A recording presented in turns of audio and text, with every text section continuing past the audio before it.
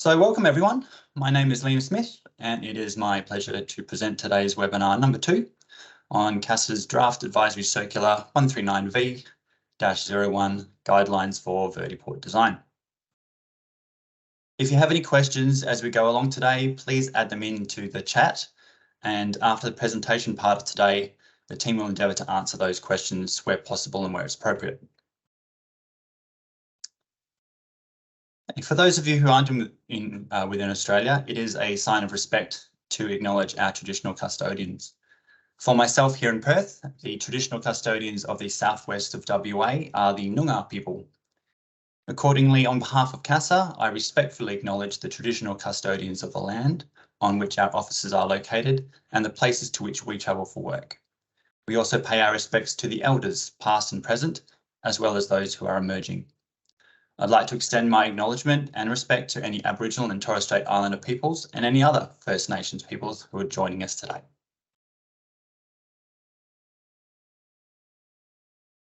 So for those of you who weren't able to join us for webinar number 1 back in December, I would like to quickly introduce you to the CASA team developing the Vertiport framework. My name is Liam Smith and I am the Vertiport specialist for our little team. Joe Hayne, who unfortunately can't join us today, is the team leader for Future Aerodromes, and Dan Parsons, who is here with us today. He is the Senior Standards Officer for Aerodromes and Heliports, a portfolio that should now include vertiports. Okay, so today's presentation is the second of 4 webinars on the advisory circular. The first was presented back in December and is available to watch on the CASA Briefing YouTube channel, which can be accessed via the on-screen QR code. The next webinar with Dan will be held in 2 weeks' time, and that will be covering obstacle limitation services. And we'll discuss, or he will be discussing our approach to building OLS for vertiports.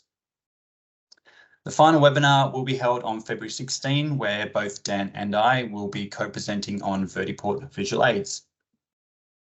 If you haven't already registered for webinar 3 and 4, the event links are still available on our CASA consultation hub page.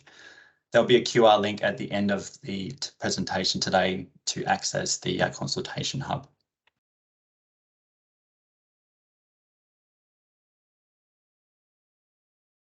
So one of the purposes of the webinar series is for them to be used as a reference tool during the consultation period. So while we recognise that some in the audience may be very well versed in vertiport vernacular, for the sake of those who aren't, and because we want people to be able to use these webinars in the future, we're going to go over a few of the essential definitions. The terms we'll be covering are the terms that help us define many of the vertiport physical characteristics. Then we'll dive into section 3 of the draft AC and go over each of the vertiport components, their basic characteristics, and the philosophy for our approach. And then lastly, hopefully we'll have some time at the end to have a Q&A session, and Dan will be joining me again for that one.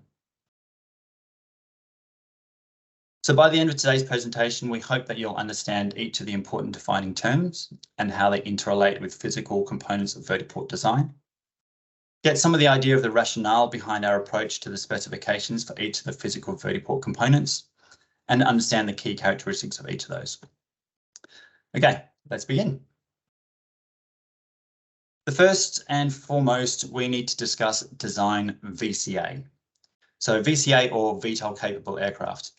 EASA introduced us to the term VTOL capable aircraft in their prototype technical specification for the design of VFR vertiports. And then we decided to do what Australians do best, and we shortened it to just VCA. So what is the design VCA? The design VCA is an imaginary combination of all the critical dimensions and most demanding criteria of every VCA planned to operate at a particular vertiport. Very early in the process, a vertiport designer and operator will need to determine what aircraft their vertiport will be designed to accommodate. Will it be a bespoke facility for a single VCA, or will it be designed to accommodate a wider range of VCA types? This determination will be critical in ensuring the future capability of the vertiport. A bespoke vertiport might perhaps be easier or cheaper to build, but will that in the future exclude other VCA designs? The design VCA may have many different characteristics which will influence the design of a vertiport. They may include physical aircraft dimensions like D and undercarriage width, or more performance-based characteristics like downwash effect, max takeoff weight. The few that we've got on the screen are clearly not an exhaustive list, just a sample.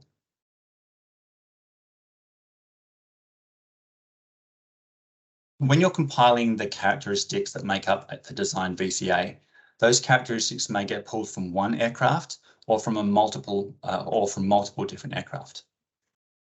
In our simplified example here, we have 3 different, totally made up, VCAs for our vertiport. Each of them is providing a separate characteristic to our design VCA. VCA number 1 is providing the widest undercarriage width. VCA 2 is providing the largest D dimension. And VCA 3 is providing the highest max takeoff weight. One of the most important characteristics for the discussion today on physical characteristics is D. So let's have a quick chat about D. D is a vehicle characteristic in the same way that max takeoff weight and undercarriage span is. When the FAA published their final engineering brief for vertiports mid last year, they aligned their CD definition with EASA's D definition from the PTS. So thankfully, when it came time to define D ourselves, we didn't have to worry about picking a side, so to speak. So D is the diameter of the smallest circle that will enclose the aircraft, measured on a horizontal plane.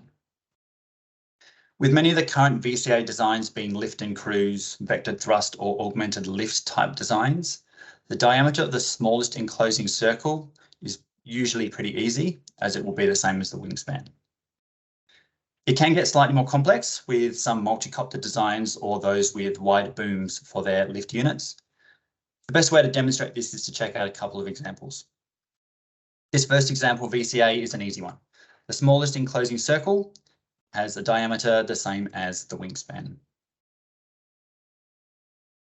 However, this multi-copter type VCA, it only has a width of 8.7 meters, but to enclose the whole vehicle, you'll need a circle of 9 meters diameter, or a D of 9 meters.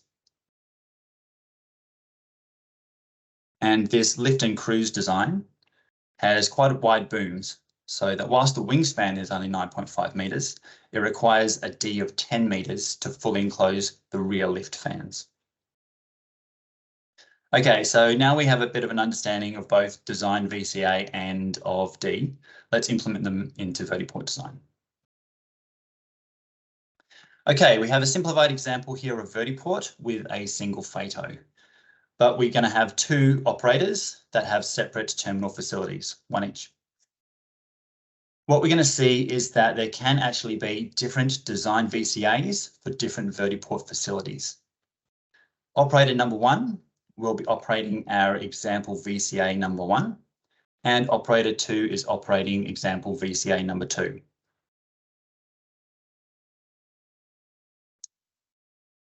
For the FATO in the middle, we need to consider both VCA number 1 and VCA 2 to make our design VCA.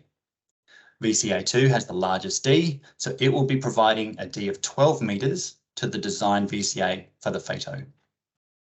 For the facilities on each side, however, there's no need to consider both VCAs.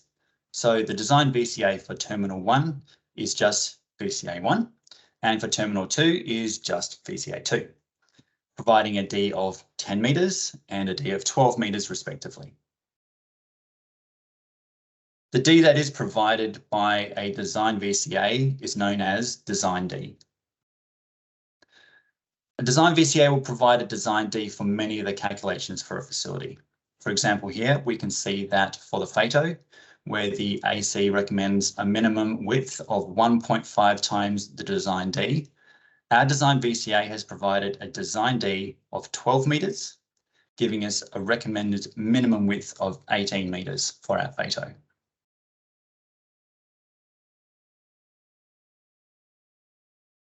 To try and put this into a bit of a traditional aerodrome context for those of you in that space, it works in a similar way to the Aerodrome Reference Code system.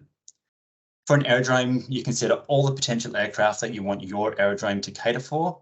That provides you with essentially a design aircraft for your aerodrome. Though in MOS, we call that the ARC or Aerodrome Reference Code. But it is essentially the same concept. In any case, for an aerodrome, you'll know your widest wingspan or your outer main gear span, for example, and from there be able to work out the minimum dimensions required for a particular facility.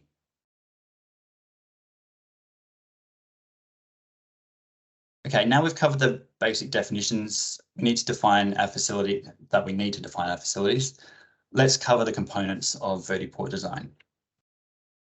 As Joe discussed during our first webinar, the CASA Vertiports team have taken a building block approach to vertiport design. Each of the physical components for a vertiport is a building block. The bigger or more complex the vertiport, the more building blocks you'll have. Some building blocks every vertiport will need to have, and these are our essential components. Every vertiport will need to have at least one of each of the essential components. At least one FATO, at least one TLOF, and then the FATO protection area. These are the essentials. A simple vertiport may just be these three components and nothing else. Once we start looking at larger vertiports, then we add more building blocks, more FATOs, more TLOFs, taxiways, and stands.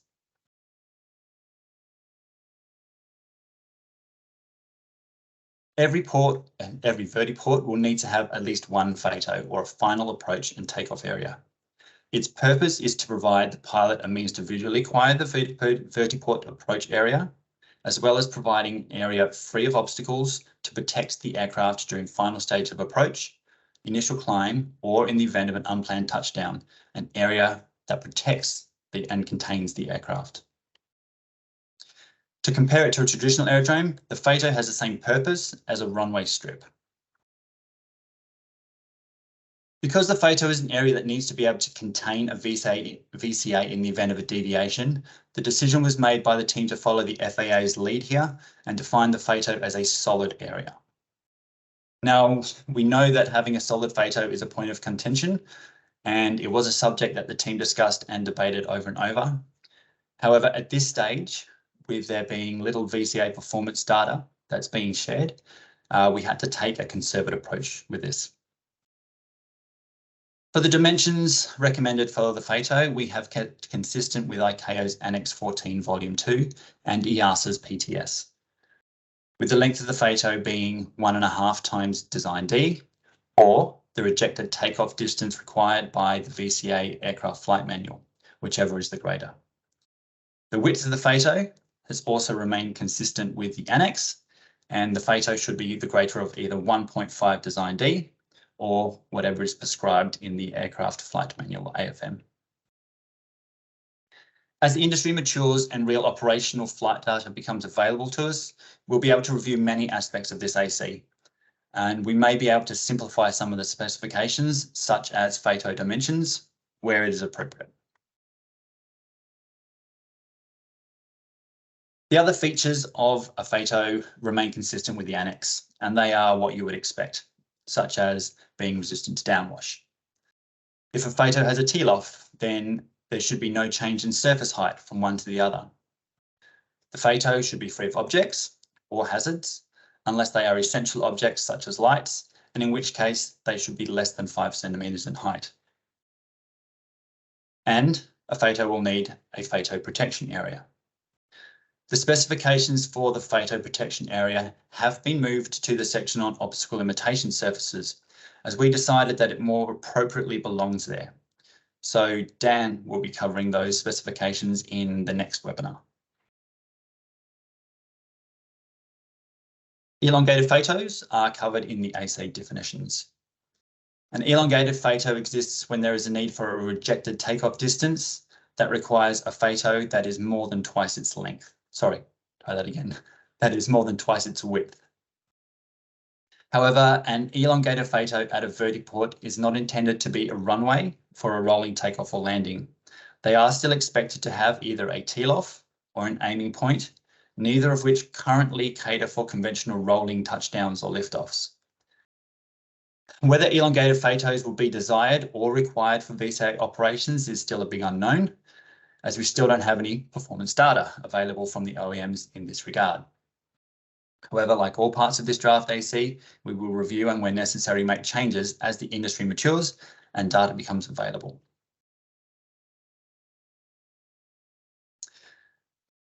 Some may be wondering, if we went to the trouble of defining elongated photos, why we chose to exclude runway type photos from this first AC. There were a couple of reasons.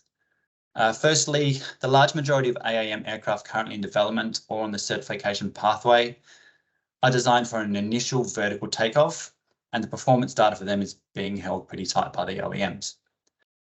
There does appear to be a few companies that are considering eSTOL or short takeoff and landing designs, but there is even less performance data available to regulators about them than there is from the eVTOL OEMs that are far more advanced in their flight testing and certification. As such, we decided that it was best for now to tread carefully around this subject until we can get a better and more confident understanding on what the distinctions will be between vertiports, stall ports, and traditional aerodromes, and how best to develop specifications for runway type photos. Secondly, during the development process of the AC, the vertiport team didn't believe that the legacy guidance in the annex for runway type photos was clear enough for us to build our own guidance materials around and then be able to stand behind it. For example, what point does an elongated photo become a runway type photo? 200 meters, 500 meters, 1,000? At what, and also why are the markings needed for a runway type photo so much larger than those needed for an elongated photo or even those for a conventional runway? So we elected for now to leave it out. If there is a desire for runway type photos or possibly stall ports, then we can address that as part of the technical working group and potentially include that in the later guidance materials. For those of you that have actually done a comparison of the AC, you'll notice another thing that we've done differently is photo separation distance. This was another one of the elements of the existing specifications in the annex that we felt we couldn't just replicate. So why? Once again, because of the lack of performance data. We just have not been privy to any data on the performance capabilities, or just as importantly, the deficiencies of VCAs. We want to know things like crosswind performance, downwash velocities, wake turbulence, performance in and out of ground effect, and importantly for photo separation, how they will perform if affected by downwash or wake turbulence from an adjacent VCA. As such, we couldn't put our hands on our hearts, put a number on it and say, yes, that is a safe distance. So this one had to be an outcome-based specification. And it will require the vertiport operator to sit down with their OEMs, obtain the important data, assess it, and then determine the separation distance.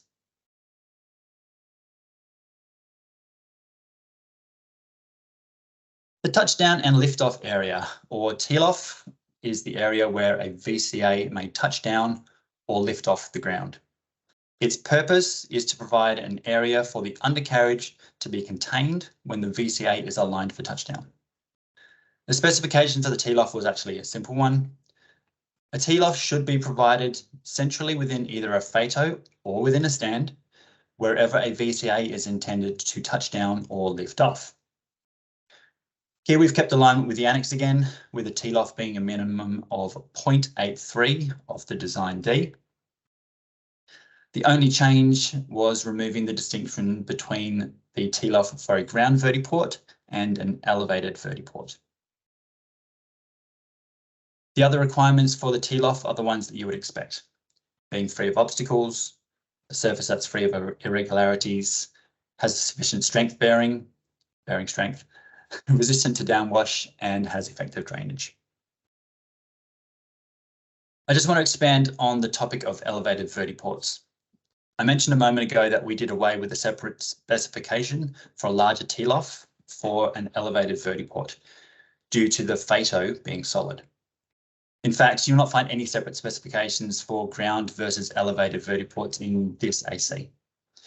However, we did take a lot of time discussing and debating over and over how to define elevated vertiports, because we know we need to have our own definition in place for future guidance materials. So when we went to look at how elevated vertiports, or heliports for that matter, were being defined in other guidance documents, it became very clear quickly that there was no consistency. So why have we as an industry even considered elevated and ground vertiports separately? Why have elevated heliports needed larger T-lofts or different lighting standards? It comes down to risk. It's because we know that a vertiport on top of an occupied building poses a potential risk to its occupants. Because we know trying to land on a building top where wind is being affected by the building and or surrounding structures presents a risk.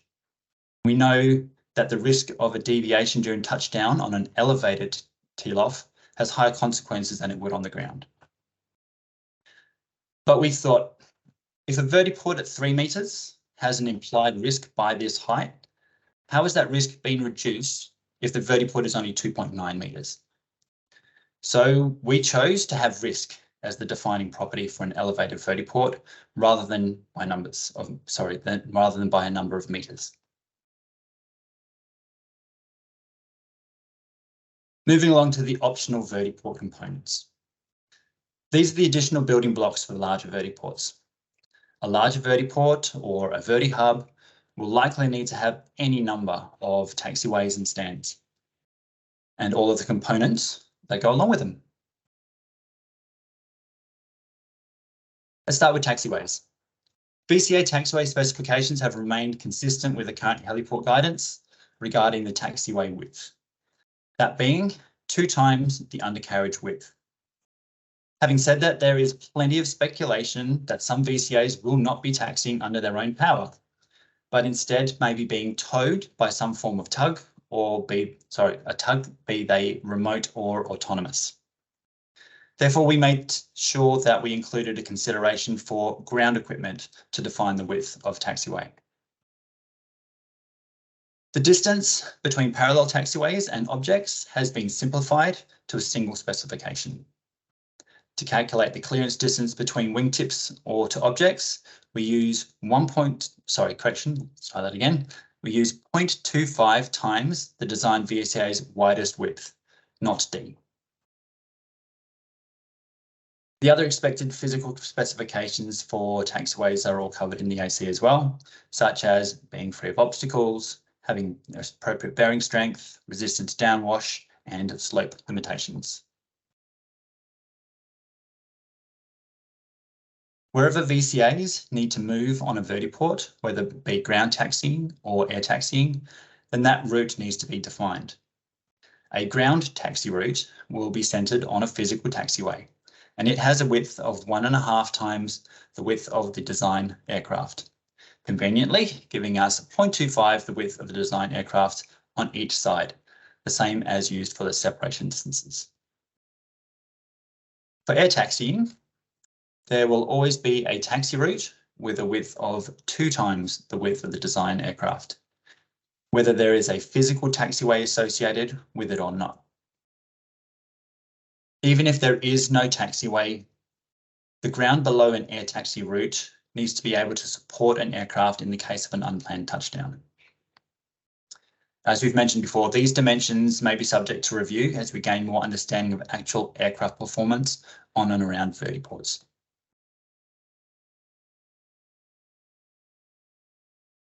With VCA stands, the size of a VCA stand is based on D value, and it is quite simply a circle 1.2 times design D. The AC has also reserved a section on stands that are designed based on vehicle geometry, that being wingspan plus clearance distances. Again, this area needs further review as we didn't have the confidence to put a number on that distance and what sort of demand, if there is any, from industry for this style of stand design.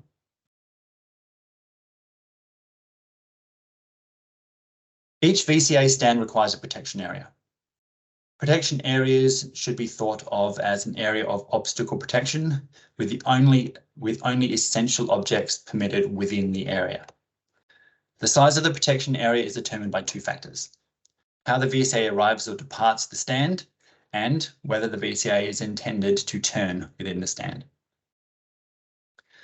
For an operation that is ground taxied or towed onto a straight in and pushback stand or a straight through stand, then the smaller protection area of 1.5 times design D is required. In any other case, so either air taxi or if the VCA is required to turn on the stand, then the larger protection area of 2 times design D is required. For a little quick comparison to a traditional aerodrome, VCA stands with a smaller protection area. If we got a design D of 12 to 16 metres, then that would give a clearance from wingtip to the edge of the protection area of 3 to 4 metres, which is comparable to Part 139 apron clearances for a code A or B aircraft.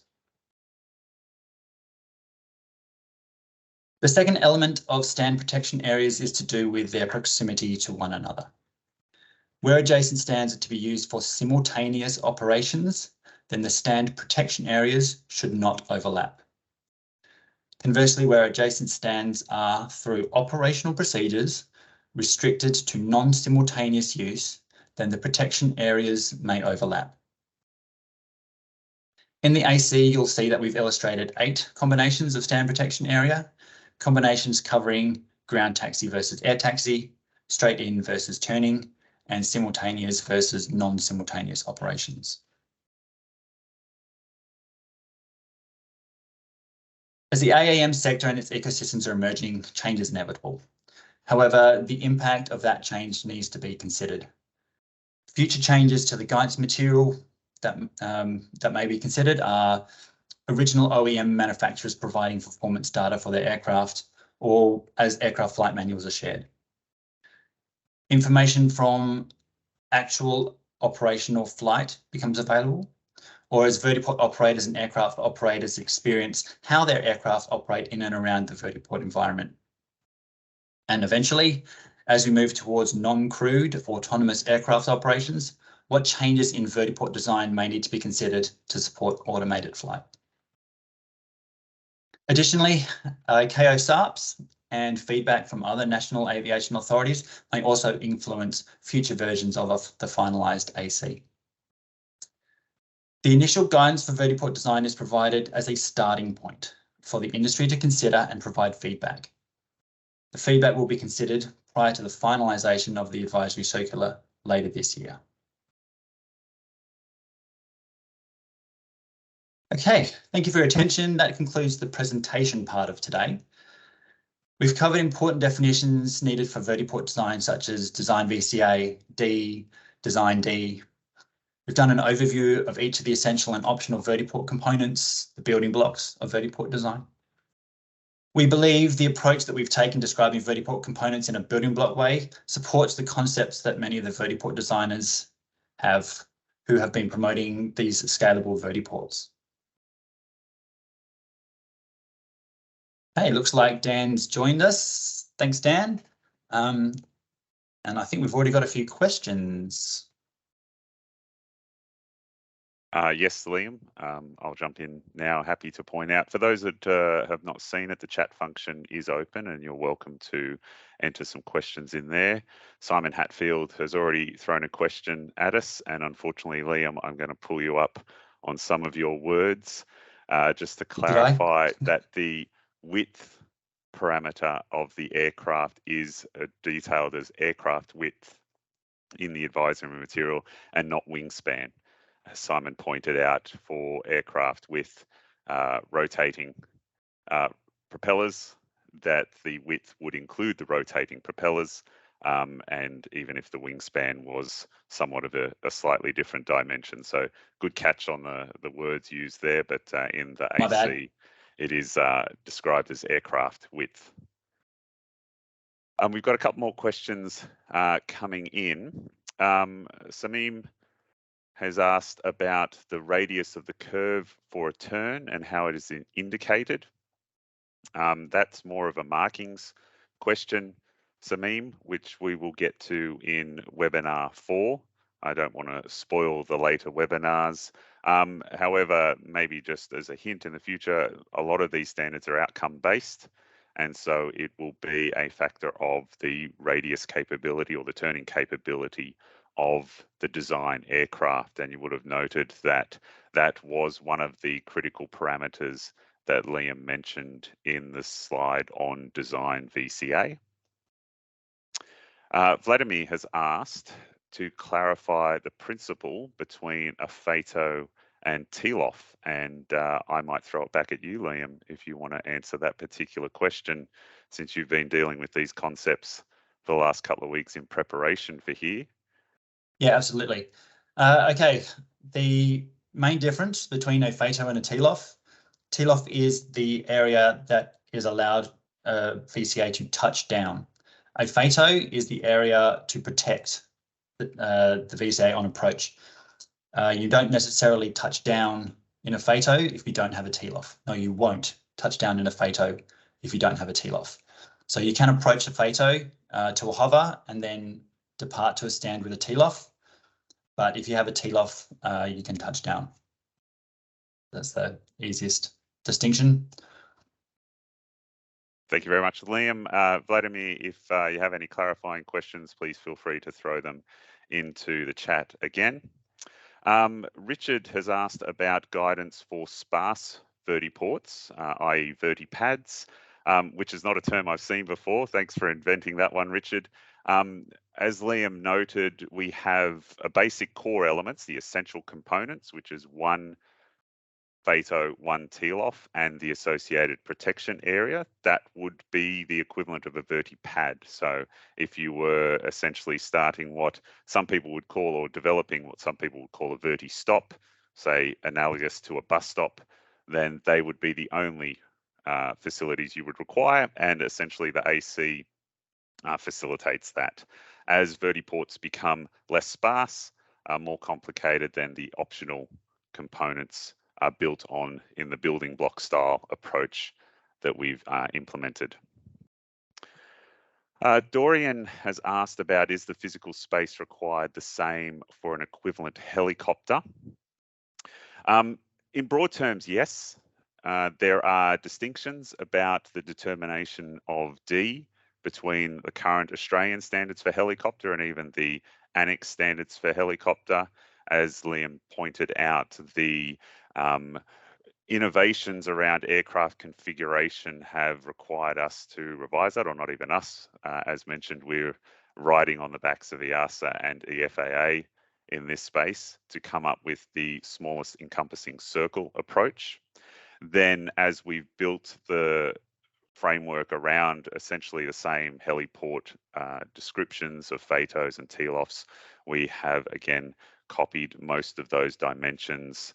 And as Liam also noted, a little bit of a distinction between TLOF values in that there are different standards between elevated and ground-based heliports, and we've simply adopted the minimum standard there.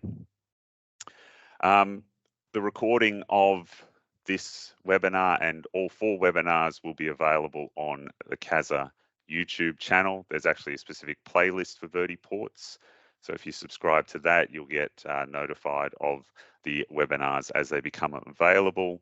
It should take around a week for this video to be slightly edited and then uploaded.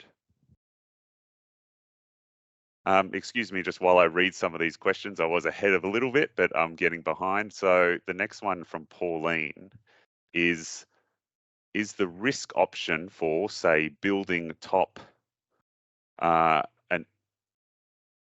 an outcome-based fit-for-purpose thing, if we can demonstrate safety, it could be passed. I'm going to answer this in a specific way. If I'm off the mark, please feel free to jump in again, Pauline. This is an advisory circular as it currently stands. So applying the advisory circular to your vertiport is completely of your own volition. Having said that, we have flagged that we are standing up a technical working group under our Aviation Safety Advisory Panel. And the purpose of that working group is to explore a larger regulatory framework. What that will be in a much longer conversation with a lot of stakeholders. And if you want a bit more background on that, if you've missed it in webinar 1, Joe went through a lot of the discussion around who is involved in these big picture understanding of the AAM space. We want to be part of that discussion, and we are a part of that discussion. But I think that gets probably to the essence of your question there. If there's something else specifically you would like to know about, please feel free to put it in the chat. Clem has asked about ground-based vertiports where the FATO is at ground level. Can the teal-off be elevated a few meters to house infrastructure underneath? That's an interesting concept. As the specifications are currently written, the answer would be no, since a teal-off within a FATO needs to be flush between those two surfaces. If there is some need, we'll definitely take that input and understand what the purpose is that would balance the risk associated with that, and we could build towards a final answer on that one. But interesting scenario, Clem. Definitely interested in hearing a little bit more about it. Catherine has asked, it may have been covered or may be covered in the future, and I may have just answered it actually now that I look at it, Catherine. In terms of the regulatory process, that's still a very open question that we'll be exploring through the technical working group and the Aviation Safety Advisory Panel. Now, I've just seen your name popped up again, so I'll go down to your follow-up and hopefully I won't lose my place. Retrofitting heliports for VCA use, or I'll even go further and to say vertiports at a certified aerodrome or perhaps even an unregulated aerodrome. Again, as advisory material, it's really for the owner of that facility or the operator of that facility to apply those standards. Since there is a lot of synergy, especially with heliport standards, then it would really be a review process to ensure that each set of specifications are met within the one facility, and hopefully the outcome-based and risk-based approach that we've adopted in a lot of particulars in the vertiport specifications would facilitate that if that's something that a facility owner or operator wanted to pursue. I'll scroll back up and try and get back to my place there, Catherine. I think I saw your name a few more times, so I'll come back to the other questions as well. Kiyosuke has asked about fire safety considerations, and especially given the novel risks associated with eVTOLs and their batteries. At this stage, we have left that out of the physical characteristics. We have it flagged for either part of the operation of a vertiport AC or potentially its own AC at a later date. We have a lot of stakeholders in this particular space, especially if we're talking about urban air mobility and vertiports on top of buildings. And we want to make sure we work hand in hand with building code administrators and authorities and local planning authorities to identify if there is a gap needed for us to fill from an aviation safety point of view, or whether they will be adequately managed within those particular standards. The novel aspects of battery fires from an aviation point of view is already getting looked at within ICAO, and amendments are due to come out on the Annex 14 Volume 2 and Annex 14 Volume 1 that look at this space as well, and it will be an evolving process. But the overall system we'll be looking at is to integrate with building code requirements in particular. Behram has asked for any information on VP surface characteristics. I'm assuming that means vertical procedure surfaces. Yes, that's part of my webinar in 2 weeks' time, Behram. So we'll look forward to having you back in 2 weeks, where we'll get into the detail already contained within the AC associated with vertical procedures.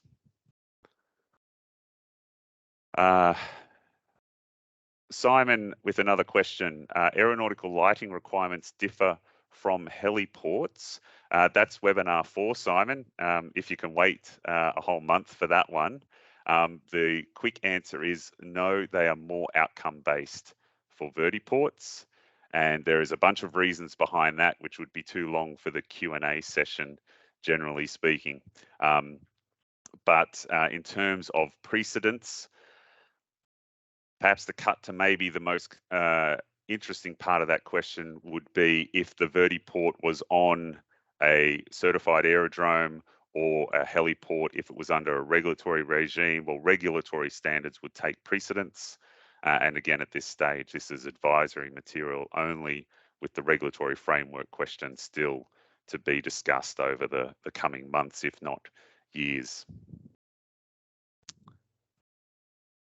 Koye asks about the bearing strength requirements for the FATO, TLOF stand and taxiway. We've adopted an outcome-based standard, which is essentially that it must be sufficient. So it's up to the vertiport operator to look at their design VCA. You remember MTOW was one of the design criteria for the design VCA, and then within whatever mechanism engineering studies are required to satisfy themselves, and then through that material satisfy their users, that the bearing strength of those facilities is sufficient to support the aircraft. This is a similar regulatory approach to what we already have for conventional aerodromes in Australia. There is a complex reporting requirement for surface strength in the conventional aerodrome space. We haven't looked into aeronautical data requirements for vertiports just yet, but the physical requirement is that outcome-based approach of essentially sufficiency. Clem has asked a question about helicopters often operating on small floating barges where the FATO is water. Why do we require a vertiport to be solid? As Liam described, the purpose of the FATO that we've seen in the text, and again following from the FAA lead, the FATO as an area for rejected takeoff suggests that a solid area is required to support the aircraft in that particular circumstance. The dimensions and the provisions, as Liam mentioned in the presentation itself, is all up for grabs, essentially based on real-world data.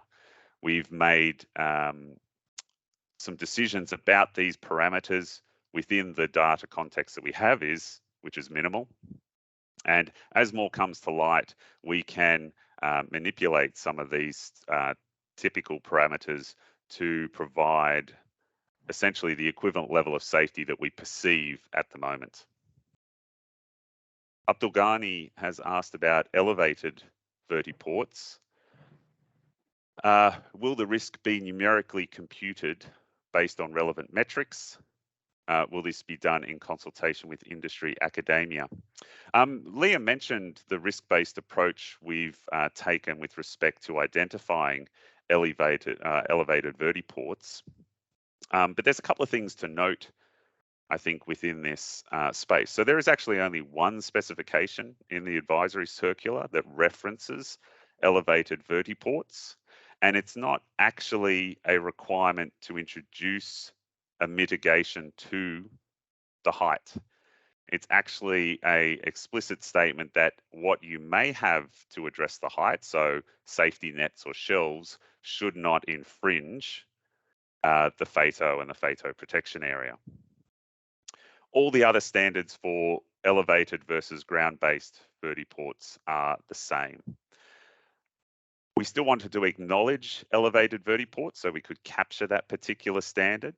And then the risk-based approach that we took was in recognition that essentially many other parties, whether they are workplace health and safety regulators in each jurisdiction within Australia or even individual companies, have a range of specific requirements with respect to, say, working from heights. One company may set it at 1 metre, one company may set it at 1.8 metres. A regulator may have an open standard like ours, or they may also have a specific standard. To help us not step on any of those toes, we have taken the risk-based approach and an outcome-based approach with respect to that definition. But as I said, it actually doesn't manipulate really anything within the specifications of the facilities within a vertiport.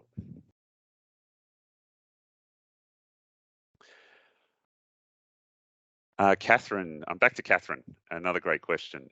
Is there a proposal for cross-pollination, i.e. helicopters using vertiports and VCAs using heliports or multiports? Another new word. It's a great dictionary growing by the minute. Joe mentioned in the first webinar the distinction as to why we have approached vertiports as a separate concept, given so much synergy with heliports and helicopter operations. There's a number of factors involved here. We have within the helicopter space, of course, many, many years and a great deal of data as to what constitutes safe operations, and we have none of that in the AAM space. We have definitely a lot of desire to shake up the vertical flight space. You can see that in the material that exists, and our philosophy, as described in the first webinar, is to be supportive of that.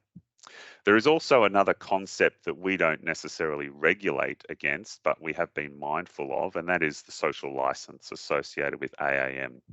AAM, I believe, seeks to distinguish itself on a new social license in its operating space, and we definitely didn't want to get in the way of that discussion within the broader community. Having said that, at a later date, again, because we are dealing with advisory material, the cross-pollination will be very much a question for individual vertiport operators and owners. And that will be a discussion that will exist at the same time as we're building any regulatory framework that the technical working group and the ASAP and CASA itself wishes to pursue at a later date. Rob Weaver, thanks for your question. It is, are there any plans to consider vertiport diversion alternate arrangements as part of the TWIG?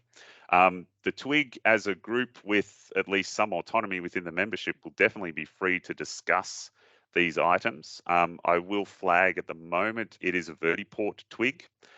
A larger AAM TWIG, I'm sure, is something being considered within CASA, but that's a little bit more of a longer term arrangement to be built. And even though Rob is no doubt very familiar with some of the concepts described in the EASA PTS around continued safe flight and vertiport availability on those flight paths, that's not a question we've tackled within our vertiport specifications at this stage. But I'm sure Rob will see you or another member of your team as part of the TWIG, and it's definitely something that can be raised within the membership and discussed on where its place should be, because it's definitely an important discussion. Phil has asked, what is the maximum height above the ground where you can transition from the FATO to the TLOF? Now, I know we've discussed air taxi. I might throw to Liam, if he's got a smile on his face. The definition of air taxi, Liam, did we include that in the vertiport, or did we put that into that? That's an ops bucket thing. We did put that into the ops bucket because we didn't know what OEMs are planning for as far as hover taxiing in or out of ground effects, that sort of thing. So at the moment, it's we don't know what VCAs are likely to want to do as far as hover taxiing between FATO and TLOF. Watch this space, I guess, at the moment. Yes, thanks for reminding me, Liam. I know we had discussed this quite a bit about what that definition would be and whether we had to define it in the vertiport standards. And I remember one of the biggest challenges is that I believe the existing helicopter definition has a within ground effect concept within it, which may not be applicable to aircraft with very small thrust devices that are providing essentially the lift at the same time. So we've tended to steer clear of it at the moment, and we're sure that within the operational space, air taxi will be a concept that is clearly defined. Rex has asked about ICAO developing performance-based standards, and are we having any success getting manufacturers to share performance data? The short answer to that is no. The more detailed answer is that ICAO has stood up a vertiport design subgroup. Australia is seeking to participate in that group. It has not yet met for the first time. It is a sister group to the Heliport Design Working Group. It will have, I think, quite good representation within it.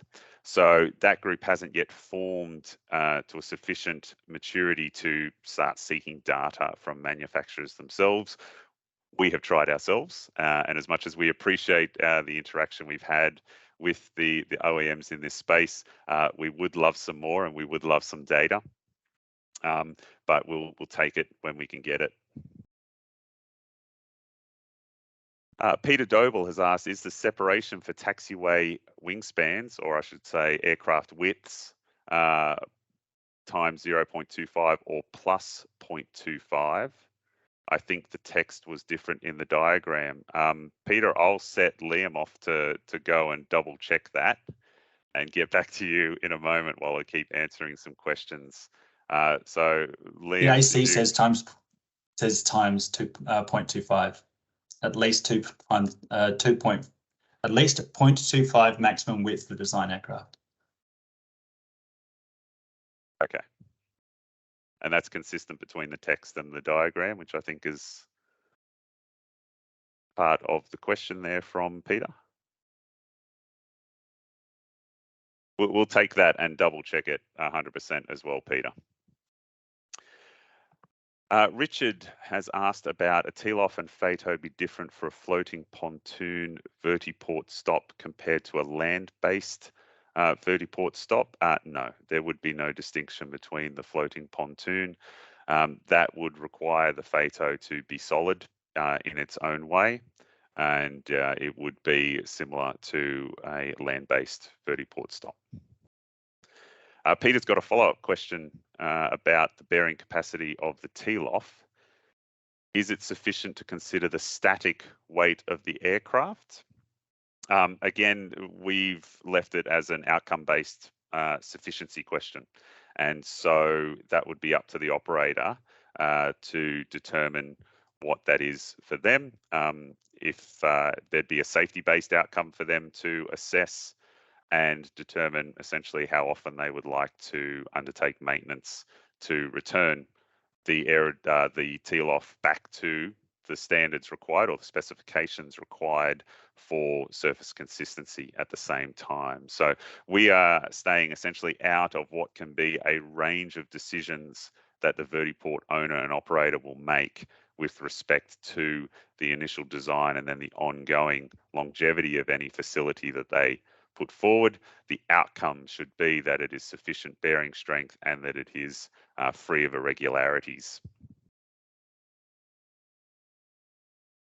Poya has asked about the integration of charging facilities within the infrastructure.